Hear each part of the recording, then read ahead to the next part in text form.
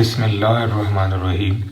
अस्सलामुअलैकुम रहमतुल्लाहि व बरकातुहू। लाखों करोड़ों दुरूद व सलाम नबी करीम सल्लल्लाहु अलैहि वसल्लम पर और आपकी आल पर।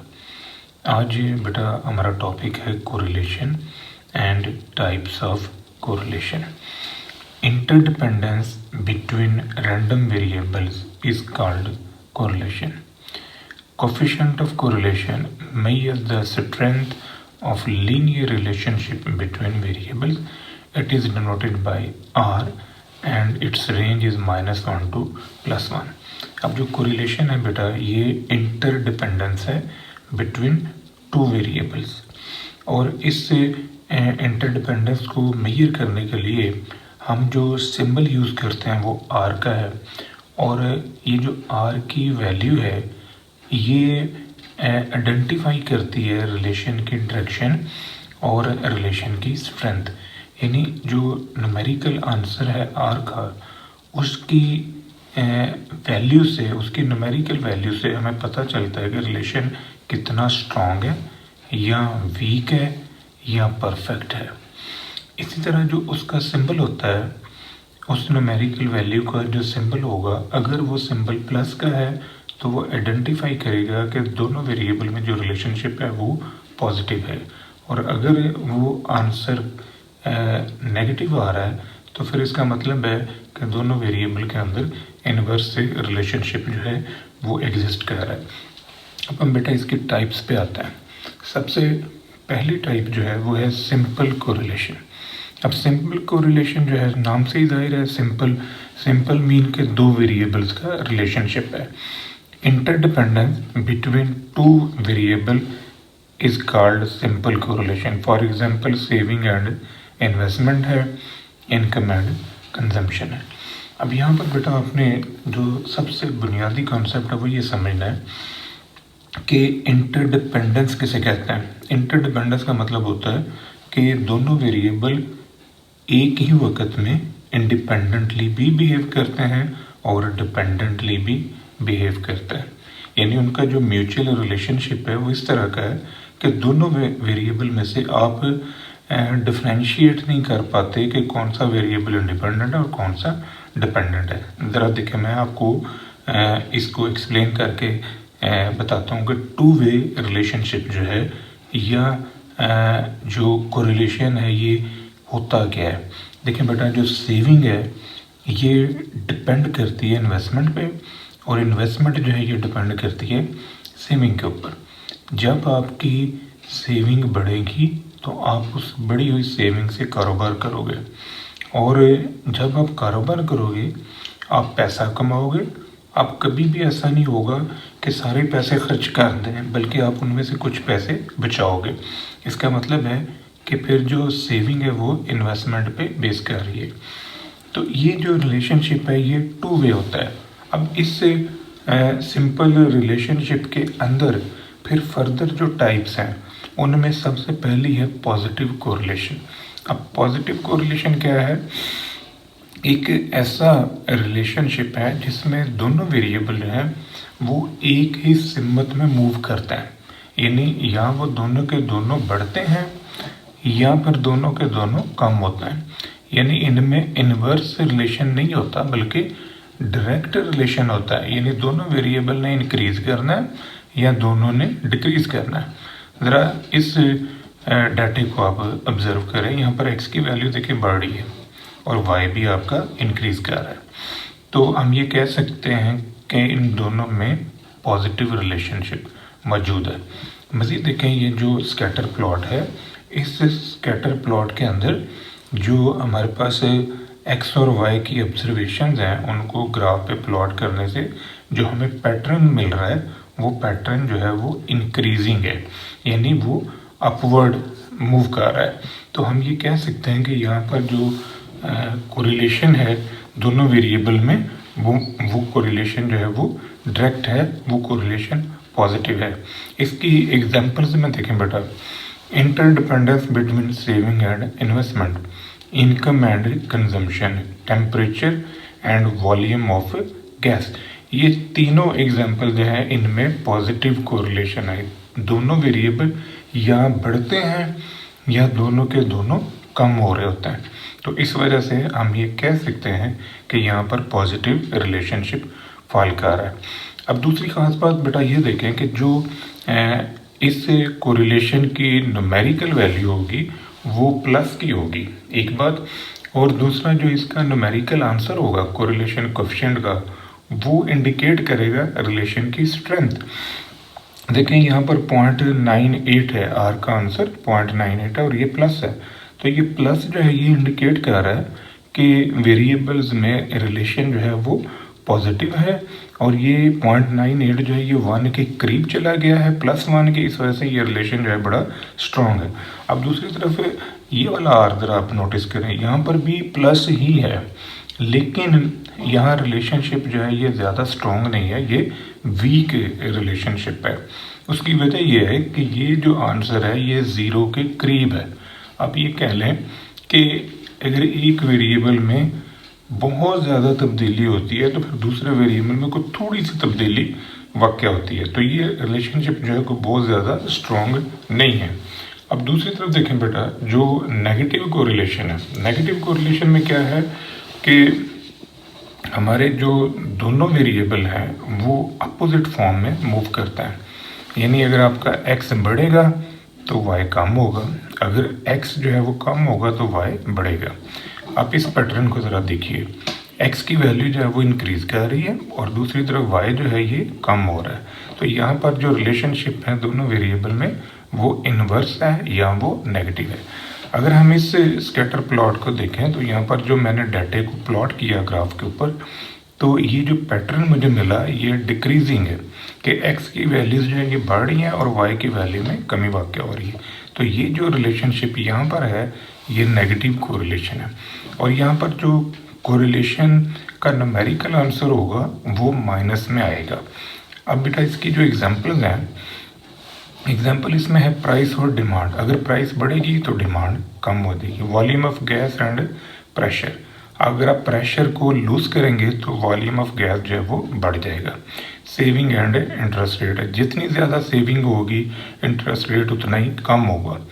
तो ये जो एग्जाम्पल्स हैं इनमें वेरिएबल में नेगेटिव रिलेशन है या इनवर्स रिलेशन जो है वो फॉल कर रहा है। दूसरी खास बात बेटा देखें कि इसमें जो न्यूमेरिकल आंसर है वो नेगेटिव आ रहा है। अब यहाँ पर देखें जो पहला आ रहा है कोरिलेशन कोएफिशिएंट जो पहला है यहाँ पर 0.98 है। 0.98 इंडिकेट करता है कि बड़ा स्ट्रॉन्ग रिलेशनशिप है, लेकिन उसका सिंबल इंडिकेट कर रहा है कि ये रिलेशनशिप जो है ये इन्वर्स है, यानी अगर एक वेरिएबल में थोड़ा सा इजाफा होता है तो दूसरे में बहुत ज़्यादा कमी वाक़या हो जाती है। अभी जो दूसरा आ रहा है ये वाला 0.37, अब यहाँ पर देखें कि आंसर नेगेटिव ही आ रहा है, इसका मतलब कि दोनों वेरिएबल में रिलेशन है नेगेटिव है, लेकिन वो रिलेशन बहुत स्ट्रॉन्ग नहीं है, वो वीक है, यानी कमज़ोर रिलेशनशिप जो है दोनों वेरिएबल में। इसके बाद बेटा नेक्स्ट टाइप है हमारी ज़ीरो कोरिलेशन। अब ज़ीरो कोरिलेशन से मुराद ये है कि आपका एक वेरिएबल जो है वो बढ़ रहा है लेकिन दूसरे में कोई चेंज नहीं आ रहा, या एक वेरिएबल कम हो रहा है तो दूसरे में कोई चेंज नहीं आ रहा, यानी किसी वेरिएबल के बढ़ने से या कम होने से दूसरे वेरिएबल के ऊपर कोई असर नहीं होता। तो इसको हम कहते हैं ज़ीरो कोरिलेशन या नो कोरिलेशन। मसलन देखें यहाँ पर आपका इस स्कैटर प्लॉट में जो आपका y है वो इंक्रीज़ कर रहा है बट x फिक्स हुआ है। यहाँ पर देखें आपका x जो है वो वेरी कर रहा है लेकिन y जो है वो फिक्स हुआ है। तो ऐसी सिचुएशन के अंदर क्या है कि आपका जो r का आंसर होगा वो 0 होगा। यहाँ पर देखें बेटा x की वैल्यू इंक्रीज़ कर रही है लेकिन y जो है वो फिक्स आ रहा है, यानी y कांस्टेंट मूव कर रहा है। तो यहाँ पर कोरिलेशन जो है वो 0 होगा, यानी r की वैल्यू जो है न्यूमेरिकल वो 0 आएगी। अब इसी चीज़ को हम डिफाइन कर सकते हैं एग्जाम्पल के साथ। देखें हाइट ऑफ प्लांट, पौधे की height, and height of pot, गमले की हाइट। तो ये दोनों जो हैं इनमें कोई कोरिलेशन नहीं है, पौधा बड़ा हो जाता है गमले की हाइट उतनी रहती है। Weight of a student and grade in 10 test, weight of student यानी बच्चे का अपना वज़न और उसके 10 टेस्टों में नंबर, तो वज़न तो उसका फिक्स ही रहता है, वज़न तो इतना ज़्यादा नहीं बढ़ेगा। एक स्पेसिफिक टाइम में वो 10 टेस्ट दे रहा है, तो उस दौरान उसका वज़न में तो कोई खास मतलब चेंज ही नहीं आ रहा, वो फिक्स है। इसी तरह speed of a train and height of train, तो यहाँ पर भी नो कोरिलेशन है। स्पीड चेंज हो रही है लेकिन ट्रेन की हाइट में कोई चेंज नहीं आ रहा। तो ऐसी सिचुएशन में हमारे पास जो आर का आंसर है वो होगा 0। If one variable increases or decreases but other variable does not change, it is called no correlation. It means x and y are linearly independent. ये बड़ा important point है कि जो variable हैं वो linearly independent है। There is no linear relationship exists. ऐसी situation में जो कोई variance है ये 0 होगा और इस वजह से r जो है ये भी 0 होगा, जो indicate करता है कि यहाँ पर लीनियर कोरिलेशन एब्सेंट है। अब दूसरी तरफ आ जाए बेटा, परफेक्ट पॉजिटिव कोरिलेशन क्या होता है? परफेक्ट पॉजिटिव कोरिलेशन ये है कि दोनों वेरिएबल जो है वो एक ही सिमत में जाते हैं, यानी यहाँ वो दोनों बढ़ते हैं या दोनों के दोनों कम हो रहे हैं। बट यहाँ पर एक एडिशनल प्रॉपर्टी भी यूज़ होती है कि with fix rate of change, कि उनमें जो शरह तब्दीली है वो फिक्स है। ज़रा नोटिस करें बेटा, यहाँ पर x की वैल्यू 2, 4, 6, 8, 10, 12 बढ़ रही है। इसी तरह 5, 10, 15, 20, यहाँ पर 2 का फ़र्क आ रहा है, यहाँ पर 5 का फ़र्क आ रहा है। तो जब भी हम इस डाटे को ग्राफ पे प्लॉट करेंगे हमें इस तरह की लाइन मिलेगी, क्योंकि ये परफेक्ट रिलेशनशिप की सूरत में ऐसा होता है। और परफेक्ट रिलेशनशिप के अंदर आपका जो कैपिटल जो आपका आर का आंसर होगा ये +1 होगा, जो इंडिकेट करेगा कि रिलेशन परफेक्ट है और वो पॉजिटिव है।